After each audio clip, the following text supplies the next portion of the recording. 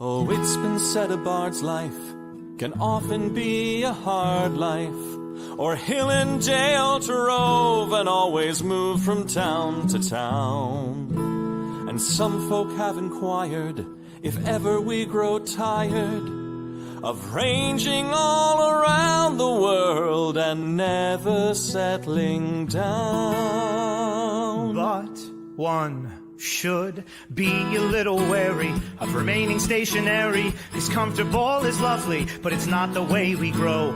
When life starts to unravel, pick up your pack and travel. You'll find a strange serenity in places you don't know. Wriggle-dee-dum-dee-doo-rat-terry-o-dee. There's so much to see beyond the open door. It's outward bound we go. Who knows what we'll find that we've never found before. Adventures waiting further down the road. It's waiting for you further down the road.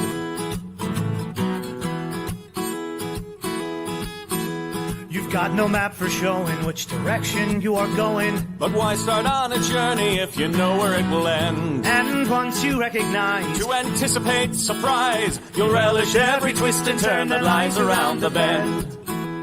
Wriggle-dee-dum-dee-doo-da-terry-o-dee-da-dee-da-dee. There's so much to see beyond the open door. It's outward bound we go.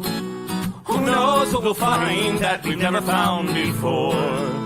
Adventures waiting further down the road. It's waiting for you further down the road.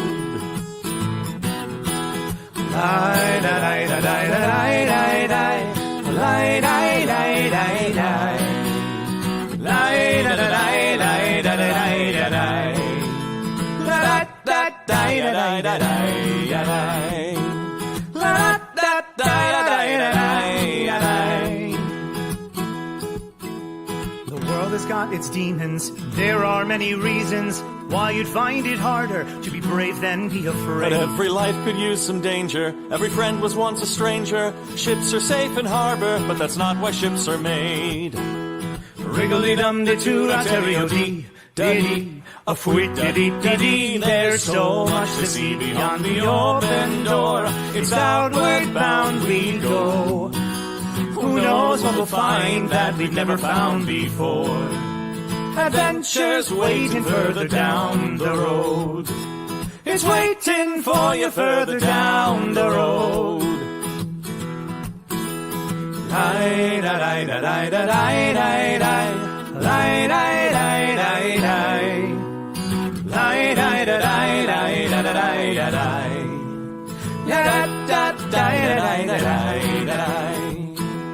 Adventures waiting further down the road.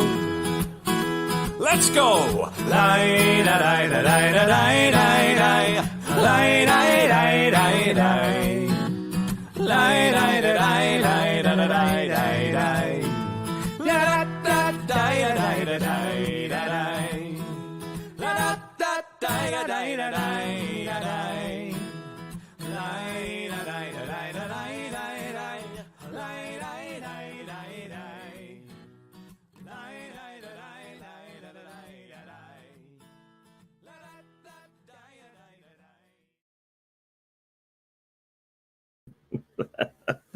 Greetings, adventurers. 'Tis I, Paulo Garbanzo, your storyteller and dungeon master for tonight's adventure. It is Nat21 Adventures. Decide your personal endangerment. Asterisk, because choose your own adventure is a copywritten phrase. That's the name of the show. And what we're going to do tonight is have a basically choose your own adventure through the streets of Magecroft, the city, the capital city of a large magical city-state in the world of Earth. And it's a fun, crazy time. And oh my gosh, look at all these lovely people here. Oh my gosh. Well, of course, a big shout out to Reverend Tommy, who is working new job, kicking butt, and still here. Let's see, Blondie, hello, Screaming Dragon, Fantasy Palette, Zalani, Sally, and let me see, Skylark's here. Hello, Skylark. And Sir Dave, awesome, great to see as always. Caitlin Love, hi. New here to the channel. Well, this is the second show. This is our second time we're doing this show. So we're gonna change it kind of a little bit every time. So this is an interesting storytelling adventure. So Johnny O, good to see you here. And let's see. Oh, good Kevin, there he is. Hello, everyone. All right. Right. Well, tonight, well, gosh, what's going on? What's going on in the world outside? We just did the very first weekend of the Tennessee Renaissance Festival, where I'm doing my juggling show, and I'm also doing the Oops Comedy Knife Throwing show with Giacomo the Jester. We got 3 more weekends of that. So if you are near Tennessee at all, it's a good time. It's a great show. It's a lot of fun. And yeah, so come on out if you can see us. We're there for 3 more weekends, ending with, of course, Memorial Day weekend Monday. So there you go. It's a ton of fun. Let me see. Who did I see there last year? Was it Johnny O? Wait, was it Johnny O Twitch? Did I see you, Johnny? I don't know. Well, if you can come on out to the fair, do so, because it's always great to see you. It's a great time. It's a fun show. We have a blast, and it gets really wacky. My last show of the day, I've done like 5 other shows, and then so the last show is just I call it the FAAFO show, which is the Fool Around and Find Out show. I don't know what I'm going to do. All I know is I'm going to end the show with a whole lot of torch juggling, and then we just go from there. So I don't know. I don't know what's going to happen. What's happening after that? After that is the New Jersey Renaissance Festival. I'll be doing the second weekend, of course, because the first weekend is Memorial Day weekend. So if you are on that side of the country, do indeed go check those guys out. They are a lot of fun, and you will see an awful lot of Nat21 adventurers at that show. And then I will be there the second week, as well as Shakespeare is going to be there the second week. And what else? Your Gloom Master is going to probably pop by for a little visit, because your Gloom Master for your Thursday night shows here on Nat21 Adventures is also Tommy Zadoiko, who is also at the Tennessee Renaissance Festival right here. And also he's actually, I think I'm pointing right at his room, which he's like staying in the same house that I'm staying in at the fair. And he's actually running his own private game, not online, just a private game for funsies, because when we're not doing that, we're not doing it online. We just do it offline. Speaking of, hey, my Patreon saints, I am looking at doing a game for all of you on Wednesday the 18th. That's a week and a day from now. So if you are available, we're going to do a 3-hour game right here on Twitch as well, with all of my lovely Patreon saints, which we have not had a game in forevers and evers because, well, I've been a little frazzled. But I have the time and we're doing it. So whoever many can join us, be there, or be at the next adventure. That's good. There we go. So yes, I'll put that in the comments there. May 18th, right? That's a Wednesday. Boom. Patreon Saints game. Thank you for supporting us. And by the way, I am going to put that map from the last game on the Patreon Saints page. So, and we have so many other things to do to put on that page. We're way maps behind, if you know what I mean. We got some people helping us out, making some new maps. Louie's got to make a map. He's going to make a monster. So they all suddenly realized that I am way behind on that whole map and monster making thing. So they are going to do it. So, yeah. Golly, what else? All right. Twitch mod might be able to make appearances too. All right. Can love. All right. Hello. Oh, yeah. 7.5 hours away from Tennessee. It might be. Okay. Zolani, Sky just threatened to kill off Traylon again on the same. Well, I mean, she does try. I mean, does she want him to play a different character? I mean, we can do that. By the way, it is so good to see all of you out there. I know we're I'm just waxing whatever I'm waxing here. eloquently, but I love to see you all here tonight. So it's just a lot of fun. It's heartwarming. I know we don't have like a big major campaign going on, but it's great. We just love to have you out here. I do want to mention that we have a new show with a new show coming up, which is going to be where our Thursday nights are going to be crazy. So I do have to say, like, all right, if you're not already watching Critical Role, then just swing on by our channel. And we have Mike Neistel, original OG role-playing guy. You may recognize him from such magical spells as Nistel's Magic Aura, etc., etc. He is going to be running a game early in the evening on Thursday nights, and then we will have Gothic Horror at 10 p.m. Eastern. So Thursday is going to be jam-packed with a new thing. He's doing a show, he's calling it Jammed, and it's going to be a Spelljammer-based game. I cannot wait to see it because we played a bunch of D&D with him. I can't wait to throw down some Spelljammer stuff. So I won't be in that game. But speaking of new games, all right, so we're gonna run this show a few more times, but Mab just Mab. You may know her as Kazoo. You may know her as Loon, but she's going to be running a one-shot pew-pew. It might turn into a two-shot pew-pew. And that is going to be a Legion of Gnome adventure. That's right. Have you joined the Legion of Gnome? If not, why haven't you? Those are questions. Let me see. Wait. I've got the thing here, right here somewhere. I'm looking for it. Where did I put it? I don't know. I thought I put it in the overlay section, but it's no. That's a taco. That's a moop. No, that's a moop. That's a zombie snail. That's just a tentacle. That is. Oh my goodness. That's North. That's a happy taco. That's an attack taco. That's a fun guy. Mab, where'd you put it? Did it go in the wrong? Oh, wait, it might have gone in the wrong file. Dun, dun, dun. All right.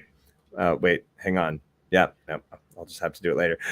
All right. Sorry. Well, you get to watch this mushroom animate itself. Oh, apologies, Mab. I was in the wrong setup, so maybe I can do that somewhere else. All right, so just checking it. We'll find it later. Anyway, Legion of Gnome. Mab is going to be running a Dungeons and Dragons game. That's going to be a June. Hang on. Give me that date. I had it all written down, and then I just said whatever. That's going to be June 7th. That's the first Tuesday of June. So she's going to hit that.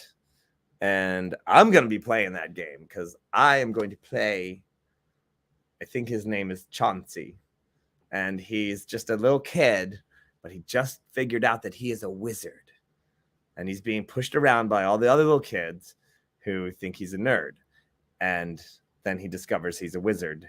And then, he wants to join Legion of Gnome because he wants to be tough. He wants to bully back those bullies. And in the end, it's really true love that wins the day. The true love of the spell Fireball that wins the day. I think that's what we're shooting for. So Chauncey, I think. I don't know. That's what I'm going to call him. Anyway, I don't know. All right. Well, let's see. Where are we? There might be Banana Satins. Mab is running the game, so I do not know. All I know is she asked us to be members of the Legion of Gnome. So we're going to join the Legion of Gnome, and we're going to see what happens. Reverend Tommy, great. More work for me. Okay. All right, here, wait. I'm sorry. I just noticed this comment from Caitlin Love. I had best remember you because your brother gave me money on Saturday, like $5. I believe I was with the emo girl. Okay, I think I remember you, but I cannot promise that the person I'm thinking of in my head is the person that you are. But I hope you are. Anyway, well, welcome, Kaylin, to the show, and I hope you enjoy. So, with that, maybe we should actually. I have that true love of the spell Fireball. That's right. There's nothing wrong with being a nerd. Show who the boss is. Yes. I'll know him all the time. I think I might actually be just a young human. I think that's, or maybe a halfling. Ooh, I think I could be a halfling. That'd be fun. I don't know. And yes, there will probably be banana assassins. If you're new to the show, banana assassins, they're everywhere. Pretty sure Sky auditioned. Nice. All right, so that's right. The real Madame Onsa has yes, a little halfling with hairy feet. I think that'll be great. All right, I was wearing a heart shirt, leggings, and a hood that said "Beautiful Disaster." I think it might have been the person I'm thinking of. All right, I do see a lot of people, but without further ado, perhaps we should get today's. I need to have like a little.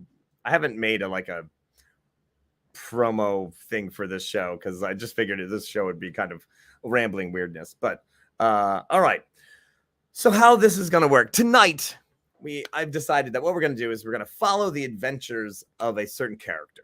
And so then you, my friends, can make the decisions of which way we go in said adventure.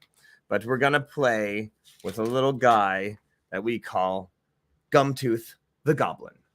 Now, and then, of course, I'll let you decide his personal endangerment. There's our little, let's see, wait, there you go. That's the story. That's the story. Just little bubbles. So, because it's going to go off the rails anyway. So, moving. So, my friends. Now, last week, recap on last week's adventure. Last week, we had a brand new tavern in the city of Magecroft. Magecroft, very dangerous, very magical city. The thing that makes Magecroft tick is the fact that there are two ley lines that crisscross the city. And that's why the city was founded right there, as these two very powerful magical ley lines intersect. Wizards, thousands of years ago, figured out that if they just put up a lightning rod, it could collect some of that magic. Then that's why they build wizard towers. Just magical ley line lightning rods. Ley rods? Anyway. Anywho, the city became very large, very big, and very powerful because there was an awful lot of wizarding power to be had there when two ley lines cross. That doesn't happen very often, or almost ever, but there it is. So, as the city has been inhabited for thousands of years, there's many people in there, but we're still recapping from last week, so don't make me go off on a tangent too much. Last week, a new tavern opened in the city. A tavern called Bardsong Inn, and it was owned by Bennett the Bard. Bennett the Bard. It's like I wrote it down or something. Bennett the Bard, who is a retired adventurer with great sums of gold in his possession, and with that, he bought this building, bought out the old people who were living there, the old inhabitants of this old tavern, and fixed it up, made it bright, repolished all the brass, and repainted all the walls. I mean, he hired somebody else to do it. He didn't do it himself. He's a bard, gentle fingers, playing lutes and things. Too delicate for that sort of work. His friend, Silvestri the Red, the Rogue, and Boris the Brawler, his good friend, the Fighter. He basically had a security guard and a bouncer rolled up in his former adventuring companions, and they all work together to run this bar.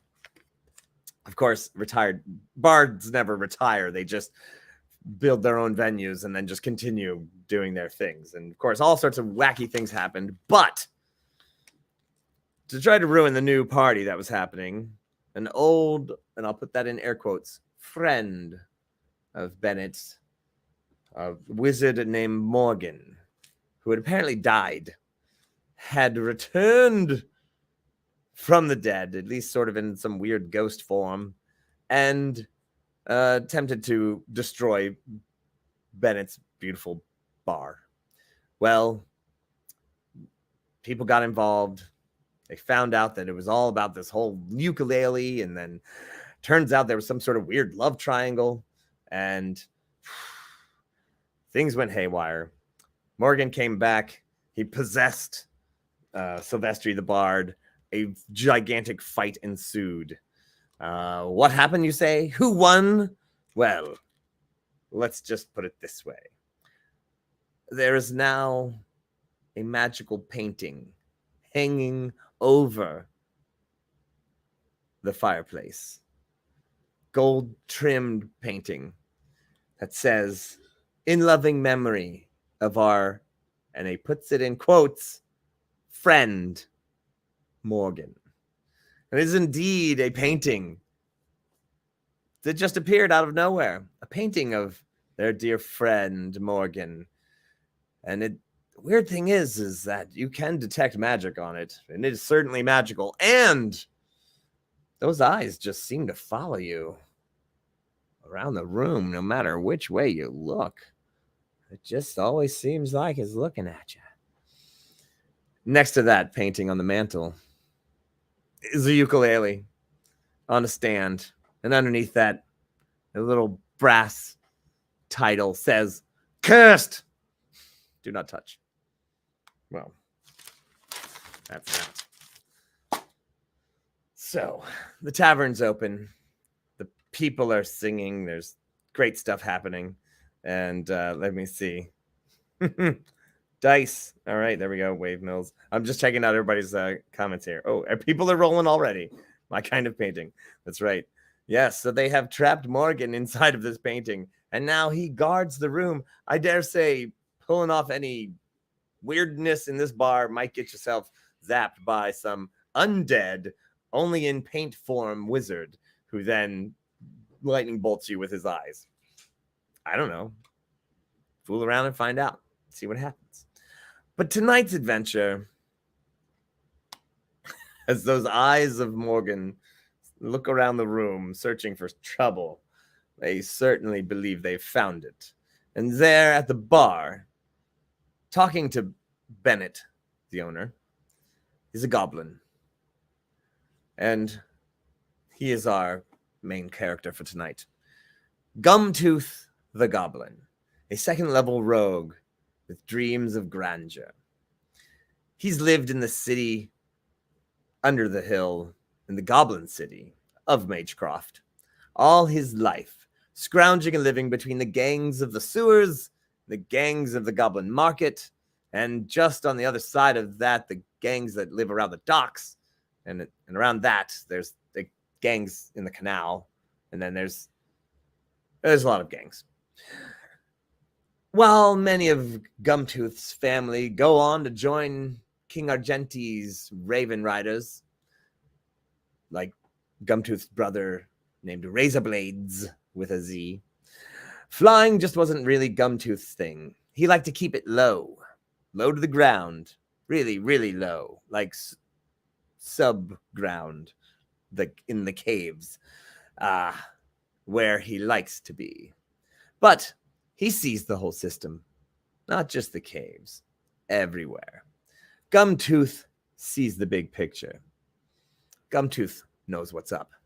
The city thrives on people needing things. And if you're the goblin who always manages to get these things, you become a very valuable goblin to know. You become the goblin that someone knows when they say, "Don't worry, I know a goblin."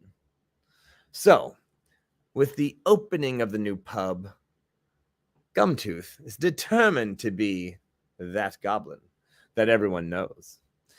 The middle gob, the connector, the goblin everyone wants to meet.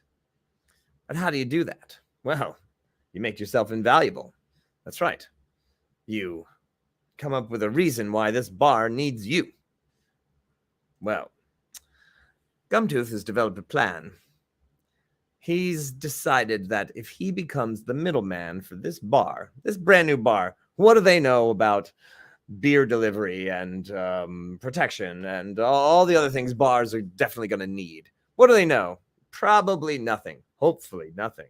And if Gumtooth can jump in fast enough, he could be that goblin, delivering all the goodies. I mean, what does this human know about where to get good goblin wine? Probably nowhere. I mean, so there are many things. Now, Gumtooth has a conversation. He's managed to get Bennett to have a conversation with him. He's in the corner talking. Like, so, yeah, I could get you whatever you want. You need weapons? I got weapons. You need goblin wine? Look, you're never going to get any goblins in here without good goblin wine. So, I'm just saying, I could be the guy. I know who makes it. I can get it straight from the source. You know, every bar needs a creepy goblin in the corner who, knows where to get magical spells. Yeah. I could be that guy. He's really, he's trying to get a lot of angles. And there are many things that Gumtooth knows that he could get. He's got friends. But he's not really the highest level person in the, so he may or may not actually really be able to get any of these things. He just hopes he can. What he's hoping for is to try to get Bennett to believe him, and then he'll go and get whatever it is that. So he doesn't really have any good connections with any one object. He's just going for broke. Isn't goblin wine made by Franzia? Yes, it is now. I'm writing that down. And I do want to welcome Ick the Troll King to the show. Hello and welcome. Ick, by the way, has not only a great show here on Twitch where he is a storyteller as well. He has been on our show before and is fantastic, funny, eloquent, and witty. I know I'm just throwing all the things, but he is also at the Tennessee Renaissance Fair, so you can come see him live and in person. That's right. You may remember this guy from such amazing things as the Loki television show. Yeah, he was on it. Yeah, they didn't even ask me then. No, nobody asked me, but they were like, "We got to have that troll. He's the troll that you want to know." When somebody says, "Oh, I know a troll." Yes, actually. Sir David Percival has a point. It is Ert, so it would be Franzi, which I think actually is a better name almost. Box Goblin Wine. Yeah, like, is there anything worse than box? Like, could we? No, wine does come in sacks, doesn't it? I mean, it used to. Do they sack wine? I mean, it's a thing. Sack wine. I've heard of it. I know this exists. The only thing more fragile than a box would be a bag. Let's do it. Bag wine. All goblin wine comes in a bag. So, so yes. All right. So adventurers, today it is time to choose what is Gumtooth going to try and convince Bennett that he can get. If you say weapons, turn to page 60. If you say magic potions, turn to page 65. If you say secondhand artifacts, turn to page 70. If you say elf ears, turn to page 100. But I'm pretty sure 100. Have you ever played? You've read these Choose Your Own Adventure books. And you always know when they're like, they want you to go all the way to the end of the book, that is the half paragraph of your adventure has ended. Today is not your day. Yeah, you always know it. So that's elf ears is 100. So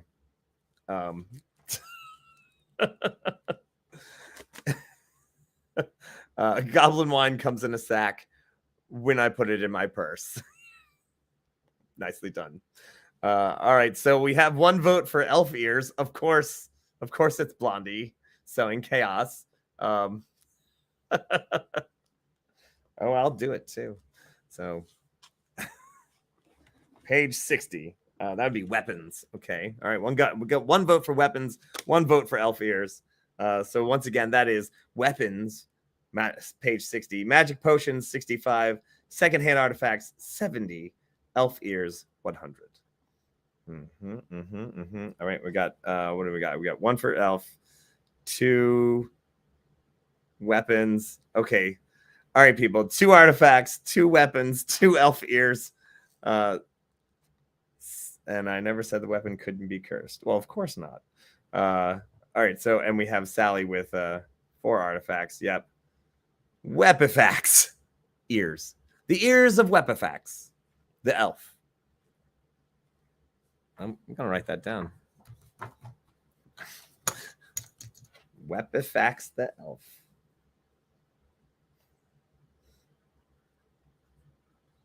My name is Wepifax the elf. All right. Wepifax. I don't know. All right. So that, once again, Ick the Troll with comedy gold here. I'm telling you, this guy is unstoppable. You should definitely check out his show. I'm telling you. Can we just turn to page 34? Yes, you can, but you won't understand what's happening. Page 34. The sword comes crashing down on your head. If you'd like to bleed out now, turn to page 5. That's like the beginning. Yeah. All right, there we go. Boxed wine is in a sack in the box. It is actually, you are correct, Ick the Troll. It is actually, for those of you who have dissected boxed wine, it is in fact in a sack in the box. All right, so Wepifax the elf should actually be a goblin. Should it be Wepifax? Is it an elf pretending to be a goblin, or is it a goblin pretending to be an elf? I don't know. All right, so but it does seem that we had 4 for artifacts. Okay, so all right. Artifacts it is. Secondhand artifacts. Grimtooth looks Ben in the eye. Says, I know you've got a lot of interesting things here. That ukulele, those mugs you keep on that shelf. I'm sure they're magical. And Bennett goes, those are just mugs that we just use. I don't think they're mad. Oh, yes, that's that's very tricky to say that you're just ordinary mugs when in fact I know that they're magical. Well, my friend, I believe that we could make a hefty deal. I could be the artifacts dealer in this little tavern, and you'll get a cut of every sale. An honest goblin like myself, obviously, would give you a good 10% just for letting me establish a little business here. That'd be great. Yeah. Bennett's like, what kind of artifacts are we talking about? Oh, well, nothing crazy, nothing, but you never know. Adventurers always like to find nifty objects, and being a goblin who's got all of the nifty objects is, it's an attraction to your bar. Like, who wouldn't want to come to the Birdsong Inn, when they know that they could get some sort of magical objects, possibly wheel and deal. Who knows? Right. Well, all right. Somebody roll a die. Does Bennett go for this? Is he just tell him to get lost or bring me some proof? Or that goes rolling across the floor after that question. Okay. Make sure you enunciate Very well. It always sounds like weppy faps, which is kind of gross. You are correct. It is kind of gross. All right. So I only rolled a 16. There we go. All right. Okay, so I'm going to say Bennett is curious. I'm not convinced. And it says, bring me back something that you think I might like. And might have a deal. I'll let you take a little table when you're here. And if you can, tell you what, if you could make some sales, I'll not only give you a free drinks, but I'll give the people who buy your things free drinks. Of course, you give me 10% of all your sales. How's that sound, Gumtooth? Gumtooth thinks really long and really hard about where in the world he's going to be able to find secondhand artifacts. Now he just said it. You have yourself a deal. I'll come back here with an artifact that I know a bard like yourself would love to have. I'll be back soon. And he runs out. So, artifacts. Vincent van Gogh only sold one painting himself before he died, I believe, right? Johnny O'Twitch? Didn't he he sold one, and then he was, because he didn't really make it famous till he was afterwards. All right. Well, my friends, action cam, bring me the map. Bam. All right, my friends, this here is the city of Magecroft. Let's see. We've got, let's bring it in. Obviously, this is the River Huet. And then over here is, as you follow my cursor, the naval base. There's also I guess they still call it a navy, but it is aerial. They do have airships because of the highly magical nature of this city. They've got some airships, and they have two that are pretty much on guard constantly around the nexus where the two ley lines meet up above, right where the king's magical tower meets, tries to get as close as it can to the ley lines floating in the sky. That's way over here. However, so here we have the lovely city. We have the necropolis. That's where they bury all the dead people, and that's where all the undead people unlive. Right over here, the garden district. This here is the lovely canal that everybody brings their trade goods in, unless, of course, they're bringing them by the ocean, which is over here. Boop, into the big harbor. Where, by the way, there are two dead, /undead, beholders that guard the bay. Now, no one's really sure if maybe some of the king's men are actually just controlling the beholders and are like manipulating them and looking through their eyeballs. That is the common, let's say that's the common belief, is that those are truly dead beholders, and the king's wizards are using the eyeballs to look through and, just check on things, make sure everything's good, and they fly around hovering over everything, looking at stuff, and yeah, you don't mess with those. So that's the common belief. They don't think they're actually undead, and no one has ever said otherwise. Basically, everybody just spreads rumors about everything and never denies anything, just to make it seem even cooler than it already is. But, my friends, we're going to expand here, and we're going to focus in. This is the main road. You've already in the city a little bit, but then the old wall, as this is a very old city, and it expanded and expanded and expanded. This is one of the walls that goes around the city, and it used to be the main gate here. The big it's like a big piazza, main road. That's where the thoroughfare where everybody brings their cool people. And right on this corner, that is our tavern, the Bardsong Inn. And I'm backing it up a little bit, or increasing it a little more. No, let's not do that.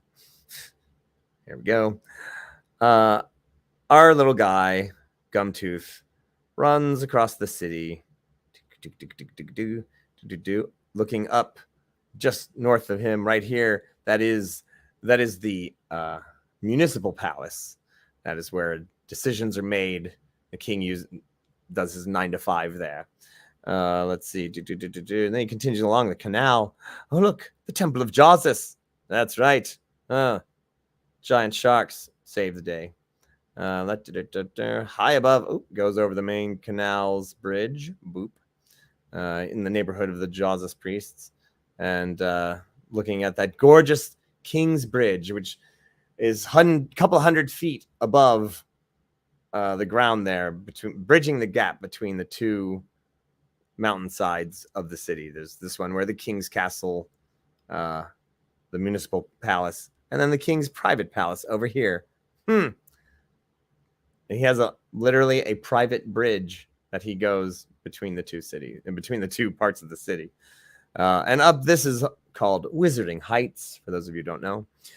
It is, of course, where all the rich wizards live, who have their own towers made of ivory. They're actually ivory towers. They actually live in ivory towers. That's what they do. They're wizards. And it's where all the real crazy magic stuff happens. And underneath this mountain is where the goblins live. It's also where the sewers from Wizarding Heights are. So, also under the mountain, the Goblin Market. So, we have some decisions here. Let's see. Wait. Oh, let me just let's check out this thing. Here we go. Ick the Troll says, let us contemplate the naval base. What are we contemplating? Where do they bury all the live people? They also bury them in the necropolis. Hey. All right. The one where Salome is still falling from the bridge. Yes, that is that same bridge. Yes, my friends. At the bank, always in. That is at the bank, always in debt. That is where they bury the live people. Oh, yup. Well, not far from the truth. Anyway, yes. Now, for those of you who also don't know, I totally forgot. I skipped right over the creepy garden district, didn't I? All right. Well, let's see. We're going back. We're going back over here. The creepy garden district. That's right. It's dark. It's spooky. It's like the garden district in New Orleans, except it's creepier. Yes, they say vampires live there in their garden district, but we know certain vampires live there, including Jan, the Janpire. Anyway, heading back over here. Underneath this hill, that is where the goblins live. Now, Gumtooth has a couple of ideas. There are some places that he could try to find someone who could possibly get him artifacts. And one of those places would be, well, the docks. There's a lot of people doing trades, deals by all these docks around here. And he's not unfamiliar with them. Some of the goblin caves actually exit right underneath one of the docks. There's actually a really, really good... now that you think of it, there's a particular pirate captain named Eddie Fastbuck who looks an awful lot like one of the Tortuga twins, because that's who it is. And they have a dock that comes out, and the dock actually just covers the goblin cave, so that no one sees when they pull stuff off the boats that things just go right into the goblin caves and kind of directly to the goblin market. And one of the pirates that is best known for being a friend to goblins is Eddie Fastbuck. Now, he's probably at the docks. Now, you could go to the docks we could go to the Goblin Market, directly to Goblin Market, and see who we can meet there. Now, there's all sorts of manner of things there in the Goblin Market. So, yeah, we could choose that. You could also go to the sewers underneath Magecroft, because there are certain gangs who live there who might have access to, the basements of wizards' houses. That's a possibility as well. So we have the docks, we have the Goblin Market itself, let's go, and we have the sewers. If you'd like to try the docks, turn to page 5.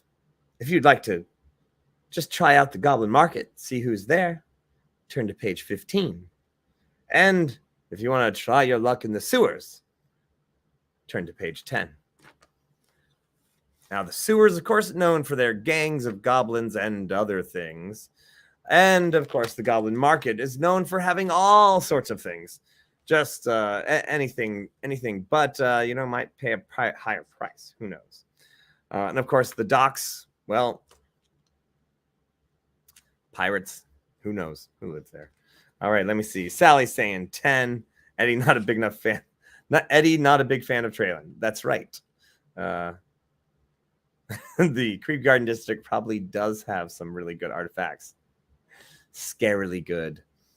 The Tiny Furry Overlord of the Yggdrasil team might have some connections for artifacts. That's true. There's a new breed of vampires in Magecroft. That is right. All right, so let's see. All right, 10 sewers. Now, all right, everyone wants to go to sewers. All right, great. Well, we'll do that in just a moment. But all right, so the sewers. Oh, that's not what I'm looking for. All right, so our brave goblin standing on the bridge, right over here, looking over here at the Church of Jawsus, thinking, well, I could head over to the docks, I could head over to the Goblin Market, or I can head back over here and get into the sewers underneath of Magecroft and underneath of Wizarding Heights. You know what? Right to the source. Yeah. Who knows what crazy wizard has thrown some artifact into the sewers? You don't know. No one knows. How are they going to know? So, all right. Sewers it is. And speaking of creepy, since I know some of you saw or were talking about that, Blondie, talking about the Garden District, we are a couple steps closer to doing a December New Orleans game. That would be a 3-day Wednesday, Thursday, and Friday game where we go and take, we do cemetery tour, goblin, I was about to say goblin tour, cemetery tour, a garden district tour, a ghost tour, and we have 3 nights of games. We have an opening feast and a closing feast where we got all sorts of entertainment because, of course, I can juggle. We'll also have some people playing music, and we're going to have a great time. It's going to be super awesome. And then at the end of that, so it's going to be Wednesday, Thursday, Friday, and then we all go to the last weekend of the Louisiana Renaissance Fair, which is only 1 hour away from New Orleans. And we're trying to set up a big meet, games, all sorts of stuff. We're working on it right now. I hope it works. If it doesn't work this year, we're definitely going to do it next year for sure. But I want to make sure that's ready to roll by Gen Con, which, by the way, I will be going to Gen Con. So I just talked to the Gen Con people today. So I am on board for the Gen Con. If you can make it to Gen Con, Ermagerd, please do. It's going to be a heck of a lot of fun. When I'm not doing shows, I'm down to throw some games, man, with anybody who's there. I think if you are if you're a subscriber to our Twitch channel, you move to the front of the line of playing some game with me. I don't know what we're going to do. I don't know. We just discovered the game of Castle Panic, which I think is a great game, honestly. I think it's really well balanced and really done well. So anyway, just saying. We can play tag. I don't know. So yeah, you can juggle now. I can throw things on the ground. So to the sewers.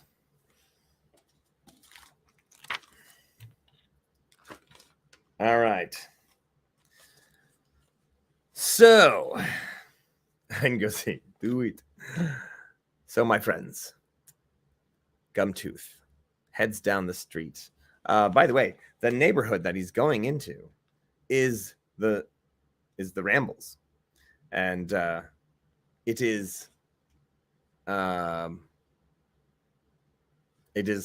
probably one of the oldest neighborhoods in Magecroft that has no money.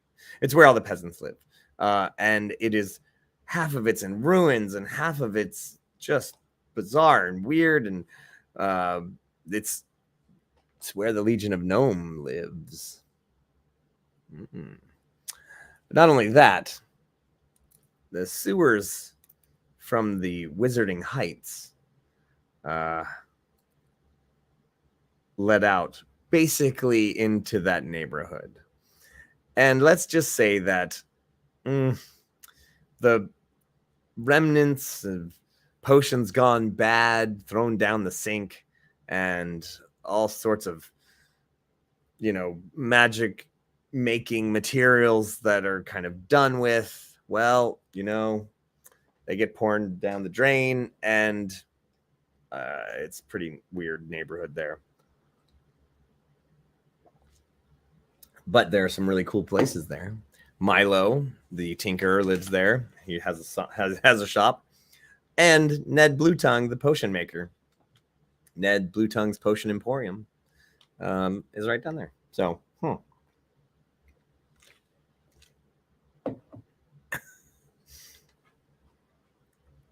I'm gonna just Gumtooth, the Goblinoid. You can't avoid. It's Gumtooth. Lives underground. All right, I'm not sure if are we singing this like SpongeBob SquarePants. Gumtooth, Goblinoid. You can't avoid his Gumtooth. Square. Occurs to me, I don't really know the SpongeBob SquarePants song. All right, not too winding around. Gumtooth, he's looking for magic mugs with other tragic thugs. It's Gumtooth. I'm gonna have to I'm gonna send this to Shakespeare, or I'm gonna send this to Arthur Rowan and make a song.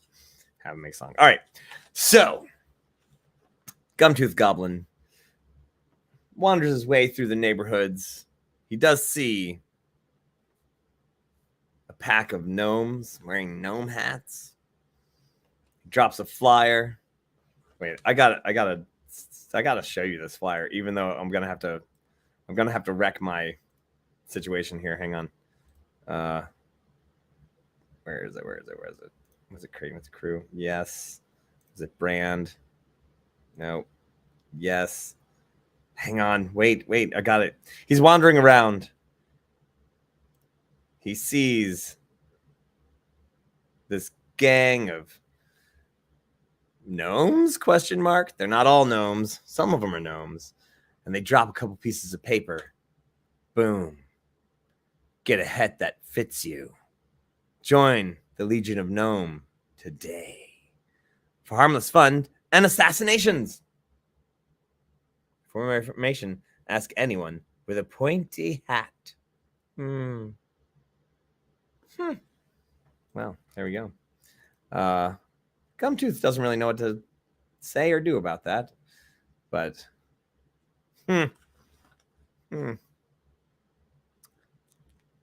maybe they know something.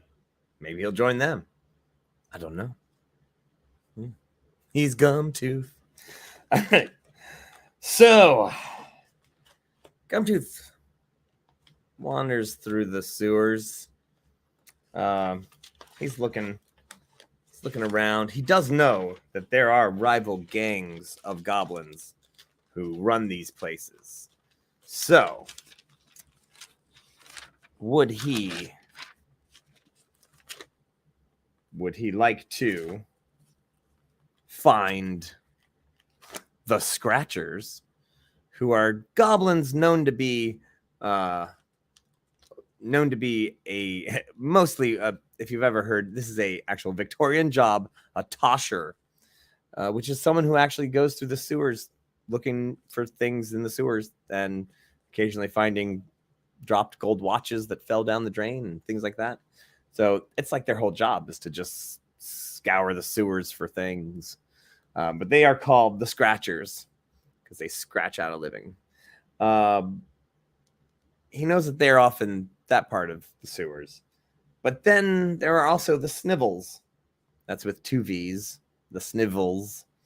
And he knows that they deal a little bit more directly higher up. They have good noses. They can smell certain magical things. Sometimes just if it's like magical toxic waste, they can know to avoid it. If it's perhaps even better than magical toxic waste, but I don't know what could be better than magical toxic waste, honestly. So, I always love to see comments from the real Madame Ansa because I'm married to her.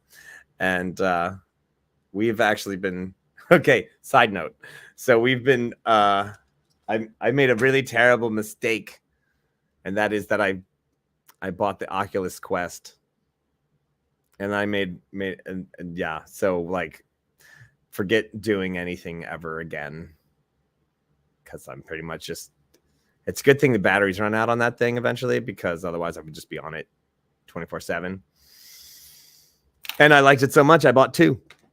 And so even though Madame Ansa and I are about 850 miles apart, we are definitely playing Beat Saber together.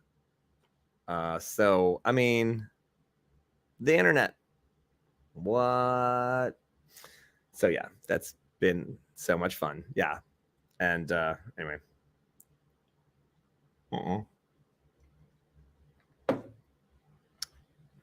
The Oasis rules. Yeah, it kind of does. All right, so we have a choice. Shall our goblin try to find the Scratchers, try to find the Snivels, or try to avoid them both? So if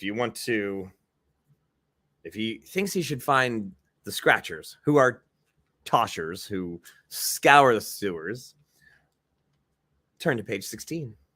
If you think our man Goblam Gumtooth should try to search out the Snivels, go to 17. If he should try to avoid them both, turn to page 18. Avoid both. Snivels. All right, we got 1 vote for each of theirs right now. He wanders around. He's looking. He's almost doesn't really know what he wants to find. The water coming out of the sewer is a kind of a turquoise. Should it be turquoise? I don't think it should be. Not like a solid turquoise. Like when you have crystal clear water, they're like, it looks like turquoise, but there it is. There's a 1-minute poll. All right, turn to page 18. Sally says avoid both. All right. Avoid both. Snivels. All right. Cast your votes quick. Oh, did you actually make a poll? Oh, all right. I should check on the...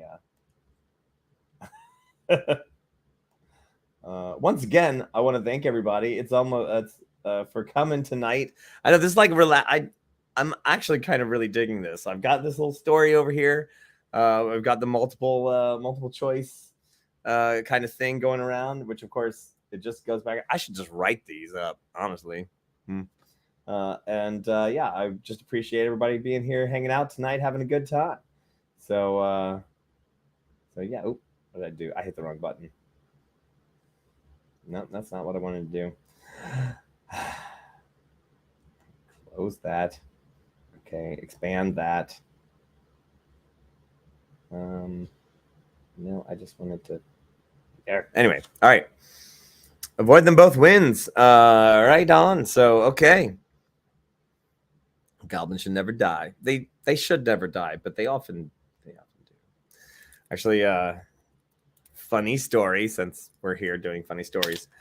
So I was running a LARP a long time ago, and we had basically we had a couple different characters that were kobolds, and basically what it was is each of the characters was the entire family of kobolds, and you start off as the lowest level kobold, and if you got killed, which they did, you would become the next family member up in the line. So you'd actually, like a Jedi, you would become more powerful every time you died. And we also had it so that anything you owned, which wasn't much, but anything you owned magically went to your next of kin by literally like kobold teleportation. Like there was some sort of thing that they just did. And we had, and basically like by the time you've died like 10 times, you get to your kobold family king or queen or whoever it was, like the leader, and then you're this super badass kobold. So it was great. It was a lot of fun. So although they should never die, they often do. All right. So avoiding them both. Well, here's the thing, people. Okay.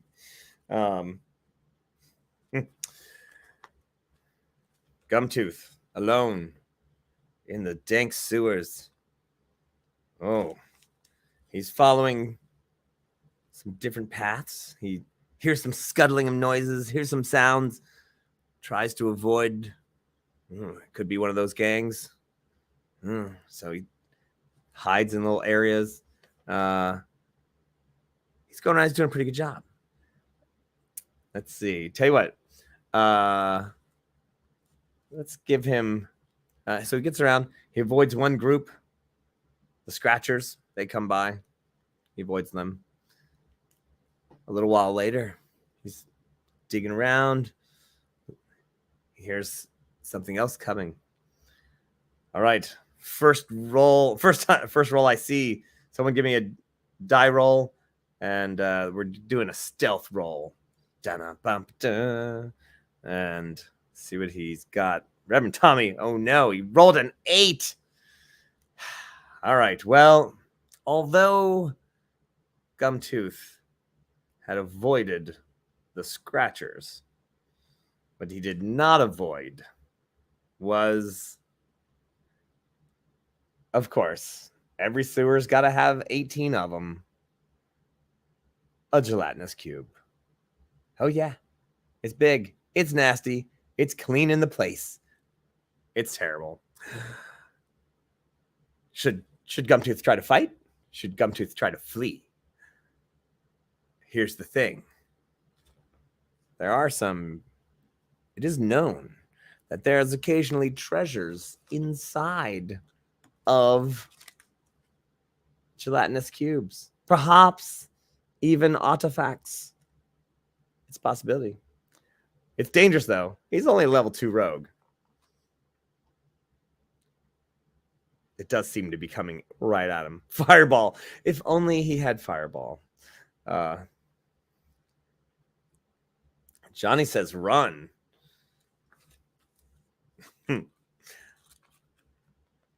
So yeah, it's let me see. Wait, tell you what. Someone else give me a roll. Let's see if he notices anything in particular inside of the gelatinous cube. They do taste like lime jello. Sally rolled a 10. Sally, you do see, and a 5. Okay. No particular artifact seen. However, the skeleton of what maybe could have been a wizard. Who knows? His robes recently eaten. You can still see the shape of the body and the like Wile E. Coyote splat of the wizard, having been mushed into it. And yeah, so that's what he can see. So we have one for run, right? Let's see. Wait, no, we got. I feel like he will die. We got. Is that Kalen? Is that a run for it, or I don't know? Maybe he's smart. All right, we got one fight, 2 runs, 3 runs. All right, run. All right. So, all right. Well, who was it? Who wanted to stay and fight? Blondie. Of course you wanted to stay and fight. Of course you did.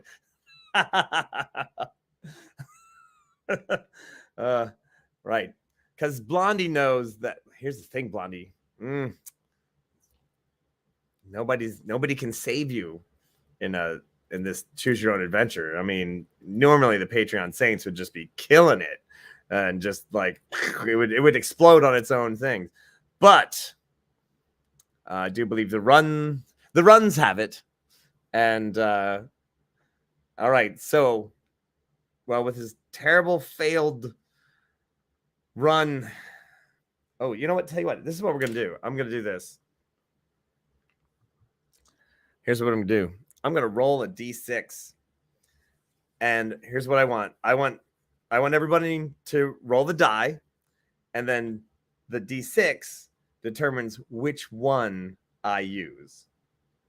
So roll the die, and this is going to be him Gumtooth trying to get away from the gelatinous cube. And then one of them will be a roll for Gumtooth, and then we'll use another roll for the gelatinous cube. So here we go. Without me looking, Gumtooth is going to use the second roll. Gelatinous cube will use the fourth roll. All right, so what do we got?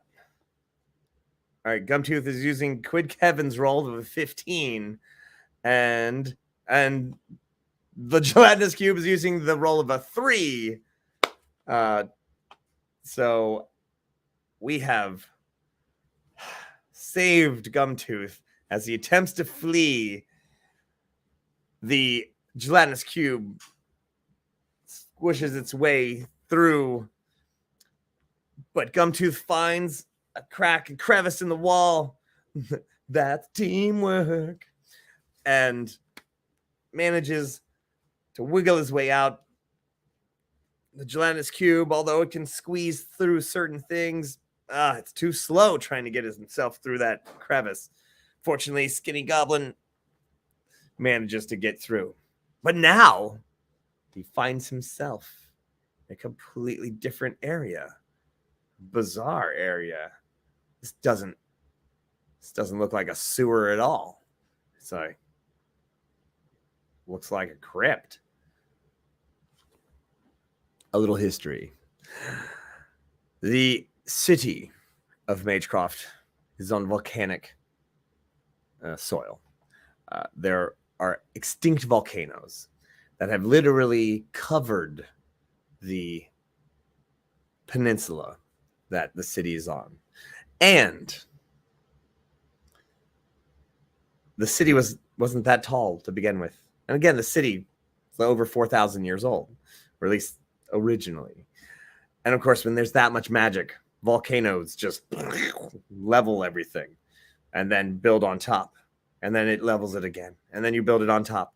And then, so when you have a magical building, like a temple or a crypt or something, sometimes they survive being covered in lava, especially if they're underground already. So every once in a while they're laying sewer pipes, they will find stuff.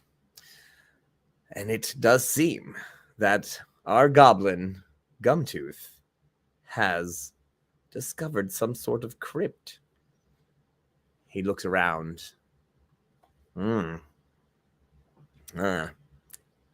He tastes the cobwebs. Old, certainly old. There are still some spiders, so he does grab them and eat them. Tasty snack. Well, how bizarre. Yes. So part sewer, part crypt. Who even knows? Oh my gosh. I'm going to have to make this song happen. You know this, right, Johnny O? Running from the cubes like the rest of the rooms. It's Gumtooth. Gumtooth. I don't have the musical chops that Arthur Rowan has, but I would be nice. All right. So, decision time. We have run off the rails a little bit. Decisions. What should Gumtooth do first? Explore and perhaps try to find an exit? Or explore, try to find something worthy of stealing? Find the exit? Or find some treasure? Exit or treasure? Explore. Rob it. I would say that's looking for treasure, but yes. All right. He does look around. There's marble, granite floors. Oh, there you go. Reverend Tommy throws the poll up into the chat. Let me check this. Go back to the chat. Here we go. I, of course, am not voting on these. Now that he's not totally escaped from the gelatinous cube. It is far behind him, but it's behind him. So he does have some time. He definitely has some time. So don't worry. All right. Well, all right. Is it explore for the exit or explore for treasure? I guess that's the real question. To find and steal. Right. So Bonnie says find treasure, explore for treasure. All right. So, all right.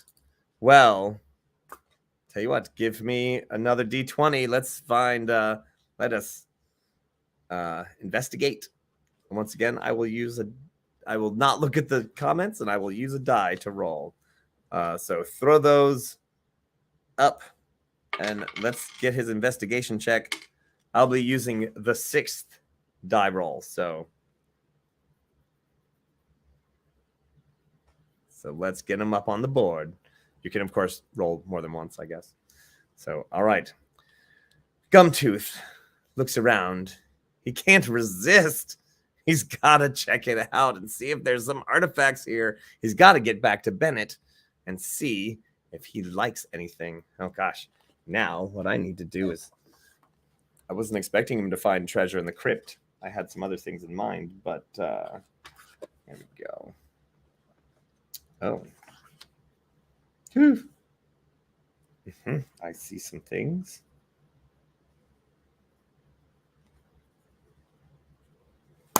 Okay.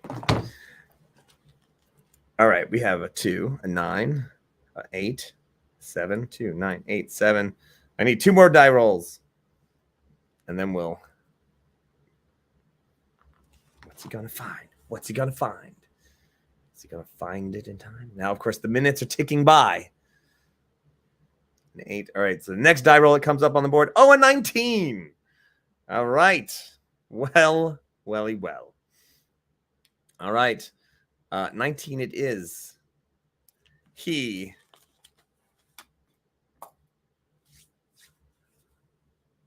looking around.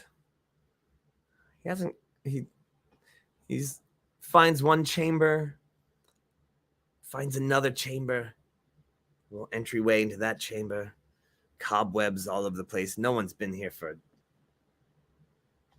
years. Chipped stone. He sees a sarcophagus. I don't know. There's some inscriptions on the top, carved stone, possibly an elf. I don't know. The lid is cracked, and there's just enough that, well, without making too much noise, manages to wiggle that cracked part, snaps off the corner of the lid, puts it aside. He looks inside. There's just enough room to get his arm down there. Feel around. Oh, yeah. Dig in it. Yes. He's going to find, and maybe that's a belt buckle? I don't know. Maybe that's, I don't even want to know what that is. It keeps moving. Tink, tink, tink. His little claw taps something metal. Tink, tink, tink. Oh, creepy hand grabs him. Oh, yeah. Oh, don't worry, Sally. That's totally good. Shh. It's totally going to happen, but don't worry. So, tap something. Oh, some sort of thin metal.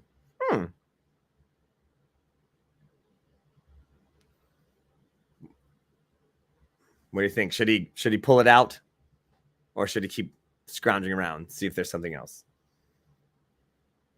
How many rounds of this would you do? I don't know. Pull it out. Okay. All caps. Okay. All right. Gumtooth tries to get his hand around, and it's a weird shape. He can't quite make it out, but he slides it. Oh, it's fairly light. It is made of metal. It's, maybe the size of a small oil lamp or something.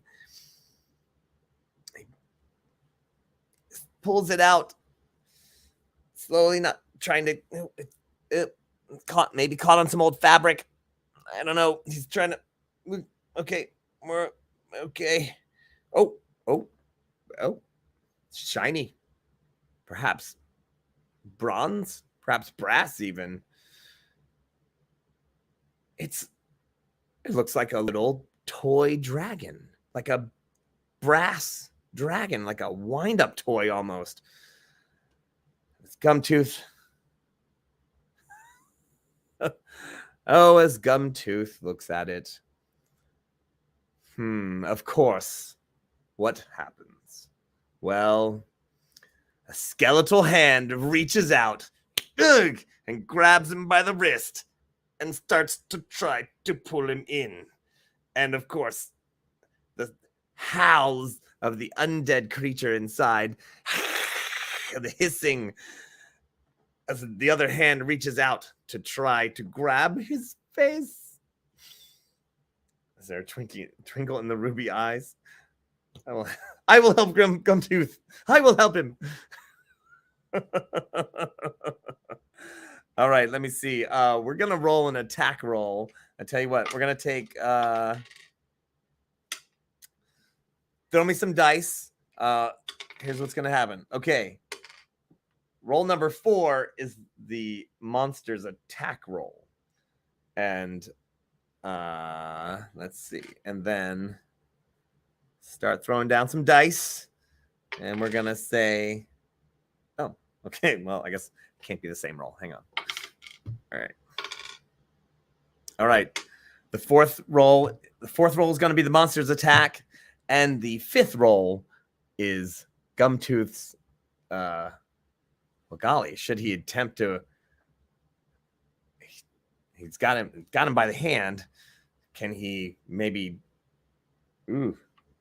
Well, I guess he could. He could bite the skeletal hand. All right, wait. We got a. Here we go. We got a 14, an 11, a 15. That's roll number. 14, 11, 15. That's roll number 3. All right, so roll number 4, the attack roll is an 8. And then Reverend Tommy rolls a 20. Oh, sorry, yes, rolls 8. That was for roll number 4 for the attack. Gumtooth's attack is a natural 20. Oh, well done, Reverend Tommy. So Tommy, you know what? Tell you what. So what happens? Tell me how this comes out in favor of Gumtooth, because well, you did roll a natural 20. I'll let you tell the story. You just let me know. Taste the hand. So it's like, here's his hand. There's an arm, and then he's like, however, it is Gumtooth. Is he named Gumtooth because he doesn't really have any sharp teeth, like his brother, whose name is Razor Blades, because his brother's teeth are like razor sharp? That's a really good question. Gumtooth takes Vecna's hand. Just a little artifact. I'm gonna say, you know what? Yes, here's what's gonna happen. It's a natural 20. It is a skeletal hand. He bites it clean off, not because he has sharp teeth, but because he's got gummy teeth, and a tongue, and it's like his gums are prehensile. They're like practically prehensile. So he's got really good articulation, and he literally just separates the hand from the wrist. Boom. And now, hand in his mouth, pulverizes the bone. That's right. All right. So Rev Tommy, there it is. The gummy bite, which has been hardened over the years, pulverizes the bone. He's managed to be able to do so many things with his gum teeth that he has something to chew on. So now he's got this hand. He's got a little wind-up toy dragon. And he looks around. There's the gelatinous cube on the other side of the room. So he runs.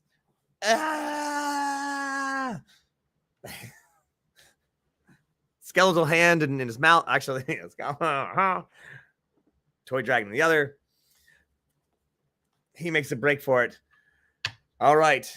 He is going to attempt to run away and find an exit. So what we're going to do is give him a roll for that kind of investigation. Finding the exit. See, he should have fought. That's right, Blondie. Should have stood up and fought. Boom. Found something else. Who knows? Who knows what would happen? I don't know. But all right. So once again, let's roll some d20s. I will take. Let's see. Let's roll a d4. All right. I have a plethora of dice here. All right. Yeah, it's going to be the fourth roll will be his investigation check as he's running around the room. And the fifth roll will be the gelatinous cube catching up with him. So if that roll is very good, then the gelatinous cube will catch up with Gumtooth and attack next round. So let me see. We got 1, 12, 14, 19. Oh no, Quid Kevin, he got a 1. Gumtooth. And number 5. It's not a problem. You just roll whatever you want. I just can't believe you got a 1 though. That's all. All right. So the next, critical failure. So the next roll in the comments. Wait. Yes, that's right. It was 4 was the. Now I forgot what I said. Was 4 the monster or 4? I think 4 was. Fourth roll was the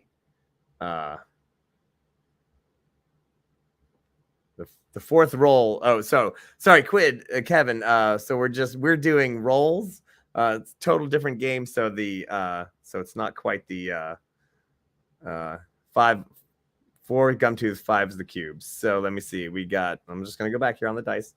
12, 4, 8, 19. Fourth. Oh, right. Oh, that, yeah, 19. And then Quid Kevin. Yes. I can count to 5. All right. Quid. So, yeah, sorry, guys. All right. The cube got a 1. And Gumtooth got a 19. All right, good. We're all good. All right. Well, that being the case, Gumtooth dodging, turning, running, the little stubby hand of the skeleton trying to reach out of the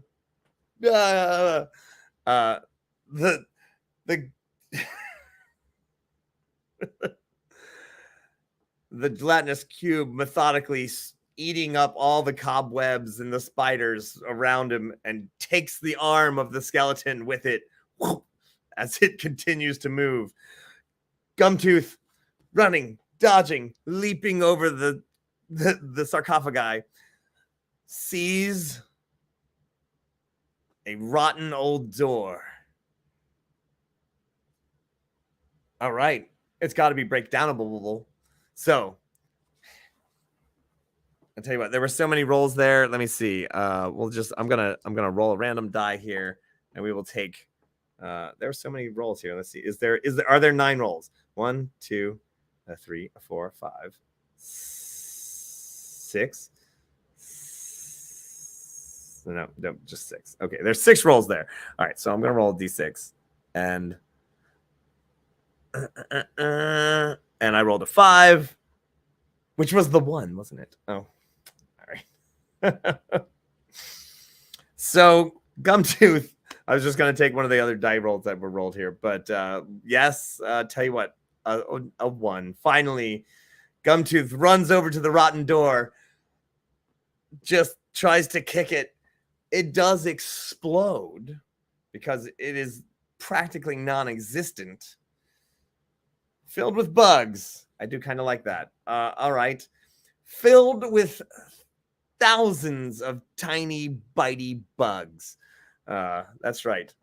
So it's not that he failed smashing the door down, because the door was very easily smashed down. However, thousands of tiny bugs that bite. So as he just kicks through the door, it explodes and rains down all these bugs that start to just bite him because they're very angry.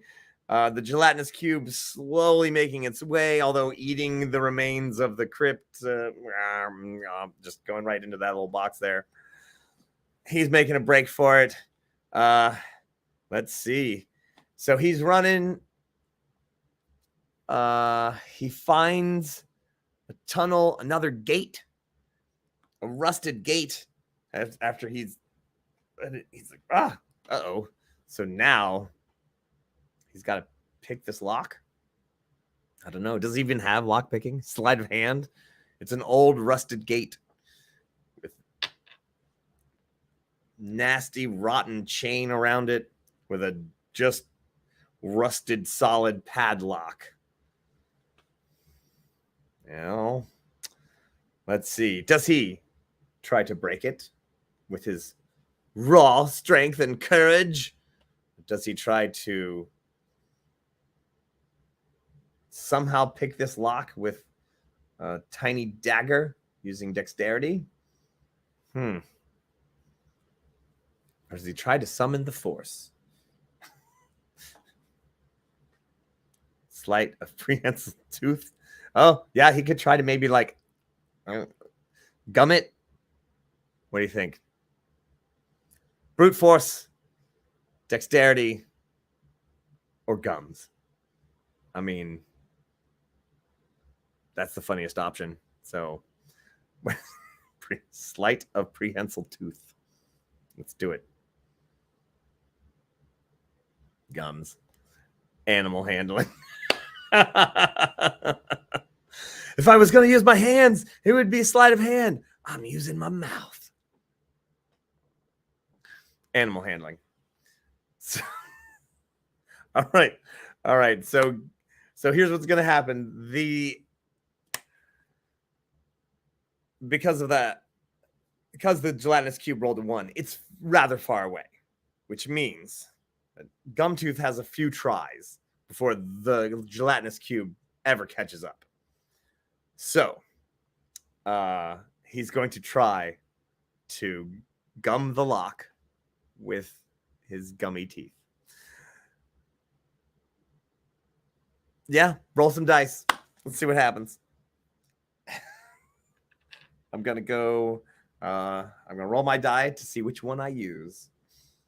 I'm having a really good time. If you're having a really good time, let me know in the comments because I'm having a great time. All right, which one are we gonna? Man.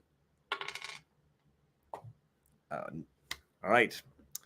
Roll number 4 is what we're using. So what do we got? We got.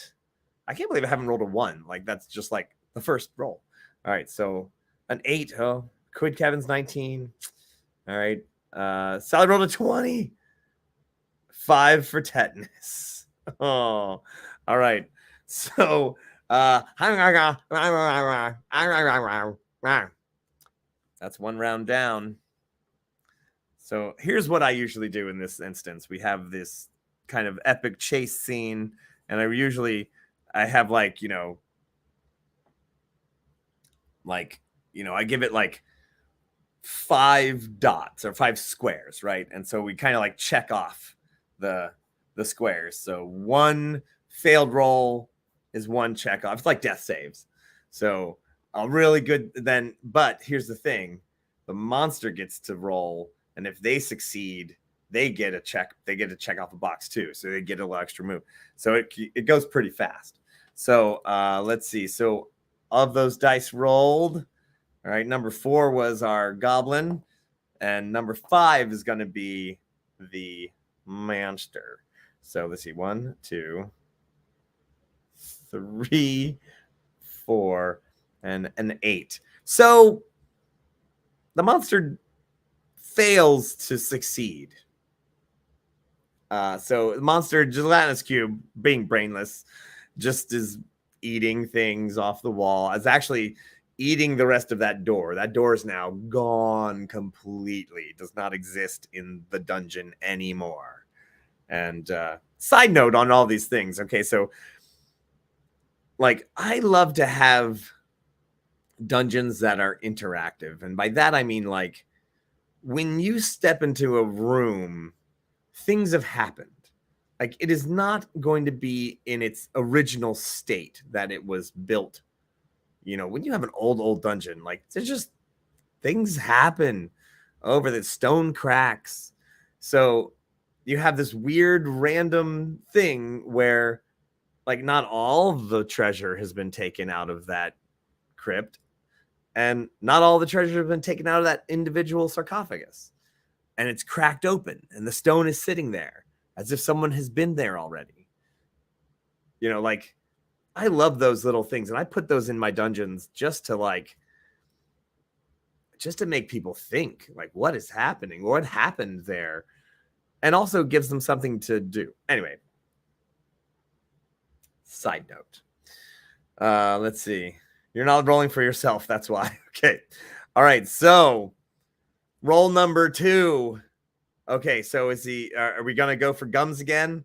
I mean, the gums worked last time. So, unless someone else has a better idea. He's going for gums again. Give me another roll. But if you do come up with a better idea, you write down in the comments and let me know.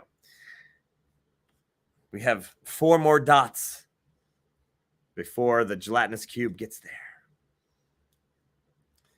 So give me some die rolls. Let's do it. All right.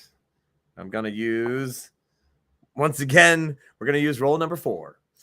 All right. We got 19. We got a 17. We got a 20. We got gums for 13. All right. Well, let's see which roll we're going to use for gelatinous cube. I just rolled a 3. I did, in fact, roll a 3. There it is. Which was, I believe, the 20. So, all right. We're down to the wire. It's basically a half a success with that 13. Not the best success, but he's definitely making progress. And he only needs one mild success to get through.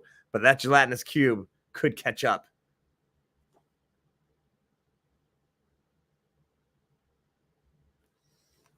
Let's give me another roll. Let's roll it again. Let's see what happens. Bitey bugs eat tasty iron. Sally, that's the most beautiful thing I've ever heard.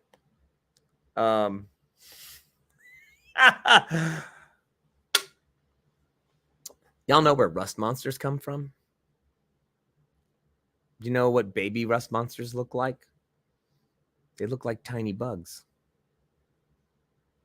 You know, they're like the size of ticks.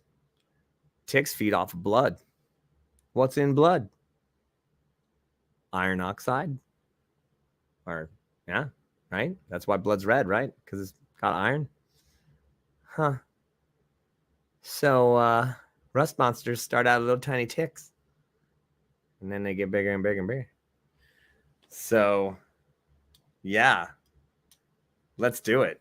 As Gumtooth chews on the thing, the little bugs smell the rust. Those aren't little bugs. They're little tiny rust monsters.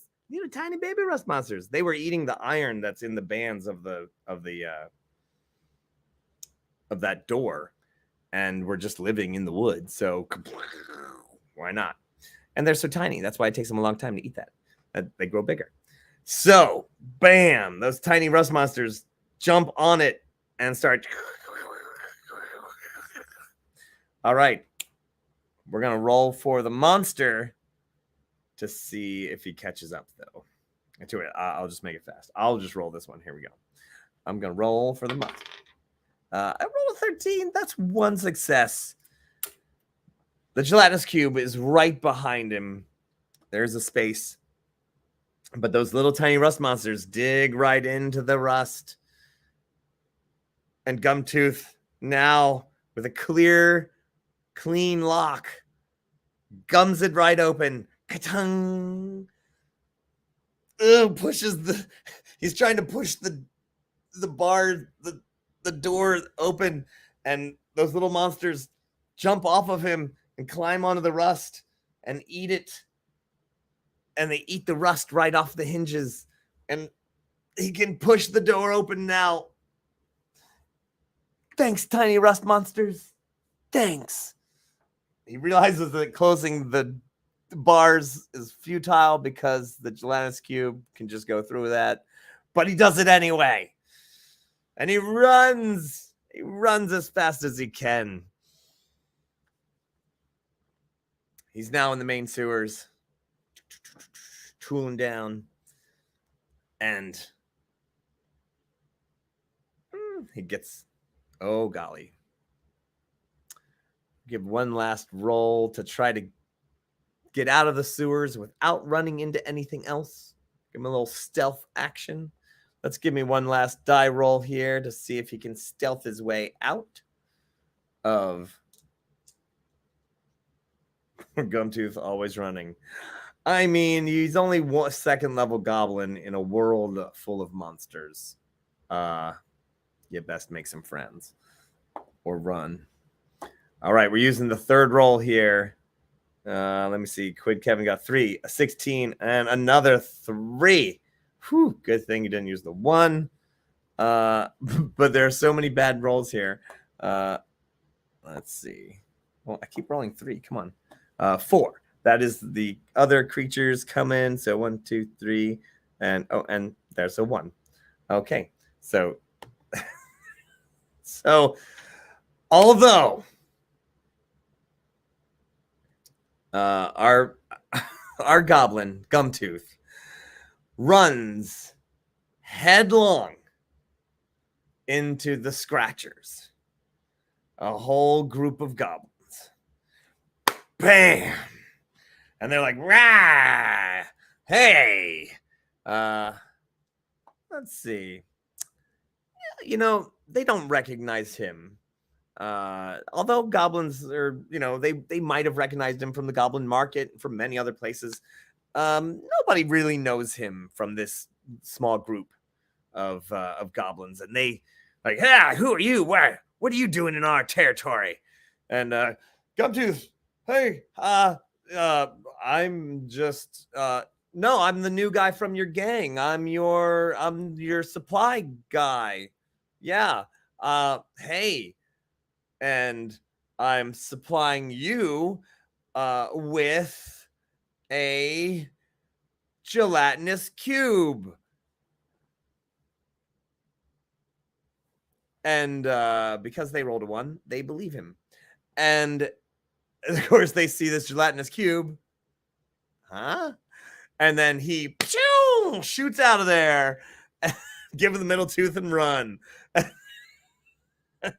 And because they rolled a 1, they failed. So these scratchers attempt to kill.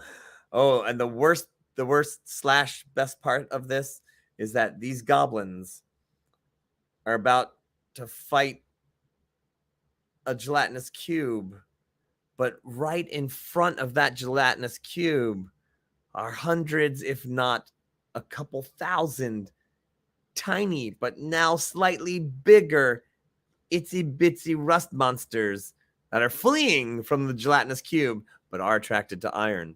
So, oh my gosh, that would be the worst thing ever. You think you're gonna fight a gelatinous cube, and then all of a sudden, all your metal items start rusting, and then you're like, "What just happened?" And then you see these tiny little bugs crawling all over them. Oh, that would be bad. That would be, oh god, that's like a terrible thing, because gelatinous cubes destroy anything made of wood, and rust monsters destroy anything made of iron. So you're just boned either way, really, honestly.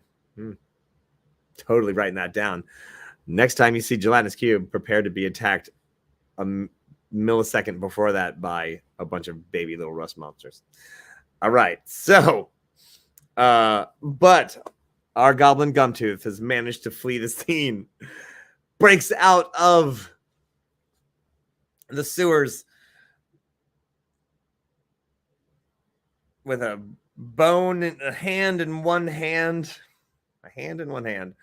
and a small bronze toy wind-up dragon in the other. And he's like, maybe that's gonna be cool. I don't know. So he stows him. He runs back to the bar. It's much later. Of course, he did have to run halfway nearly across the entire city and back to get there. Out of breath. Bennett offers him a beer.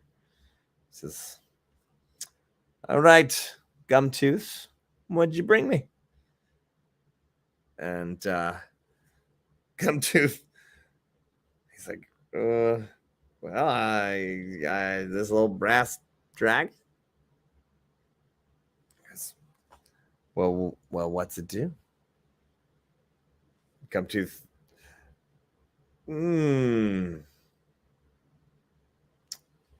does Gumtooth make up something? Or does Gumtooth try to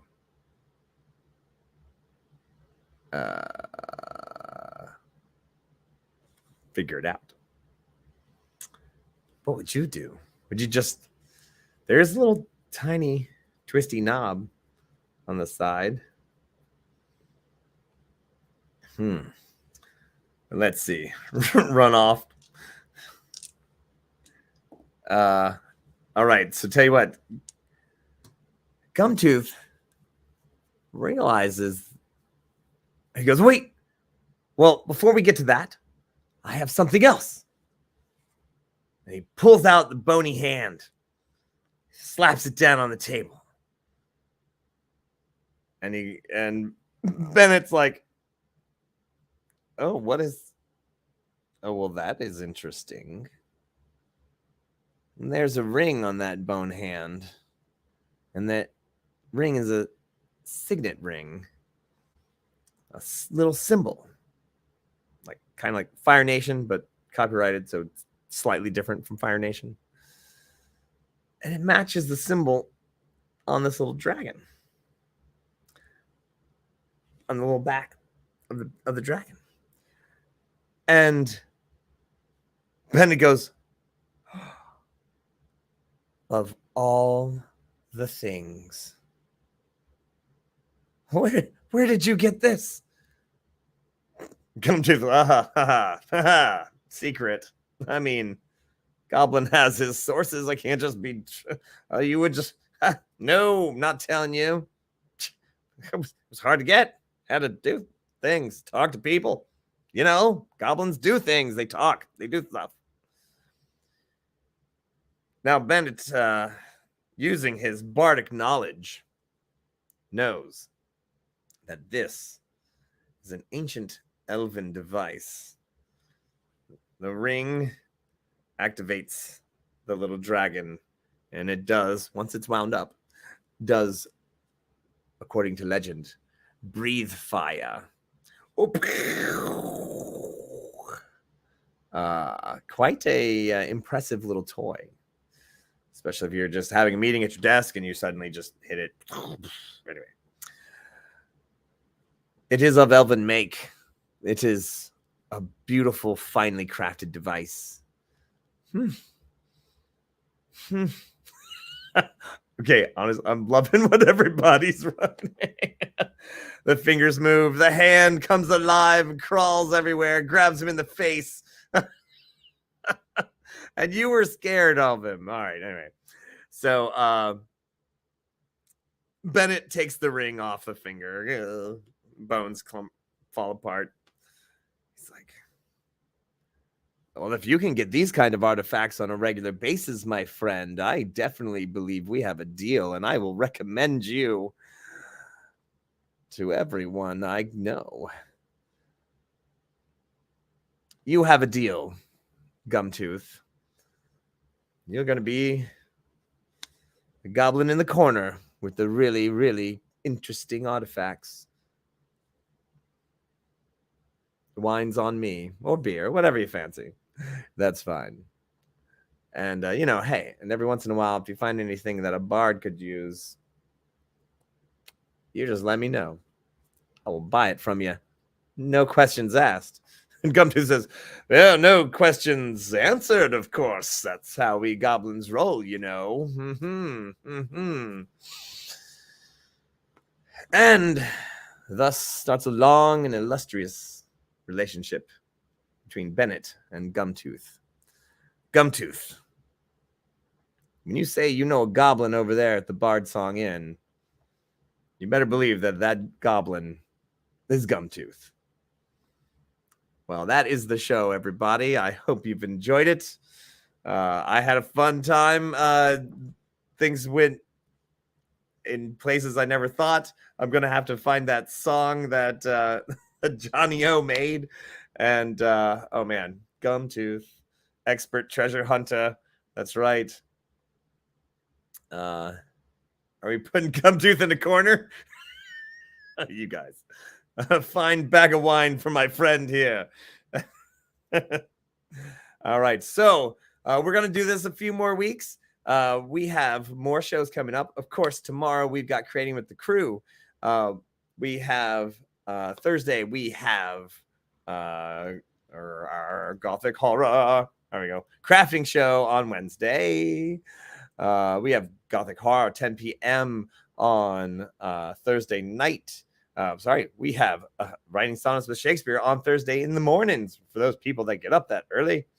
And we are going to start a new game with Mike Neistel of Neistel's Magic Aura fame. He will also be on Thursdays as well before Gothic Horror, running a Spelljammer game. Cannot wait to see that. Also, soon, coming in June on this night, we will be doing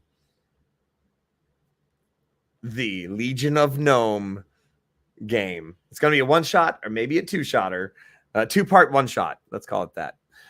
Once again, my friends, thanks so much for coming tonight. I hope you enjoy the show. We are making the stories happen and building them into the world. They are now in the world. Gumtooth is the guy in the corner the Goblin in the Corner.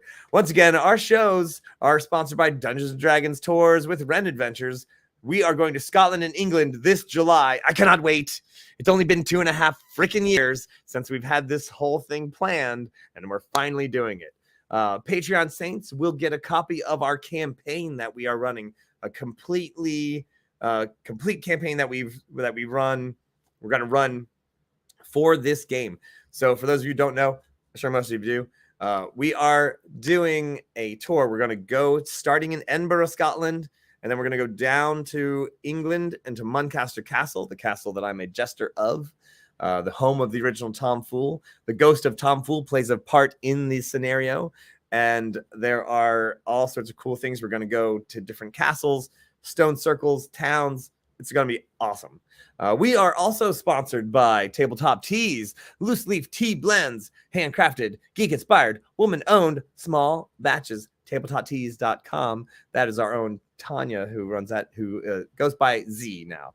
So she's out there. And we are also sponsored by Little Empires, tabletop gaming supplies. You can check them out on Etsy. Little Empires. There's only one E in the middle of Little Empire, Gamecraft on Etsy. He's got all sorts of cool stuff for your tabletop games. And it's also produced by Louis Scaredeck of London Broil. So fun guy, love him to death, and he's going to be joining us there. Let me see what else we got. Like I said, new shows coming up. We've got Modern Mondays with Lady Prudence. Once again, we've got Tuesdays currently running this game right here. We're going to make some new characters and make some new ideas. We're going to put those characters in the Patreon. We're going to put maps in the Patreon, and we're going to be working on all that this month. Yeah. So, let's see what else. Well, so thanks a lot for coming, Blondie, Screaming Dragons, Lonnie, Kaylin, Love, Johnny Twitch, of course, Reverend Tommy. Couldn't do this show without you. Blondie, Sally, everybody who has been here. Quid Kevin, great to see you as always. Oh man, just so many great people here. Also, once again, coming up this weekend, second weekend of the Tennessee Renaissance Festival, you can catch your Gloom Master, Tommy Zadoiko, in the Pirate Show, Sword Fighting Show. You can catch me, Paulo Garbanzo, in the Paulo Garbanzo Show. You can also catch Ick the Troll wandering around being a big giant troll on that. So, my friends, until next time, where's my Nat21? This has been Nat21 Adventures, when a natural 20 just won't do. Oh, my friends, you most certainly need a Nat21. Hang on, I got to find the video. Closing video. It's getting closer. It's getting closer. It's getting closer. Oh, there it is. It's almost there. And wait, that's not it. Closing credits. Generic outro. There we go.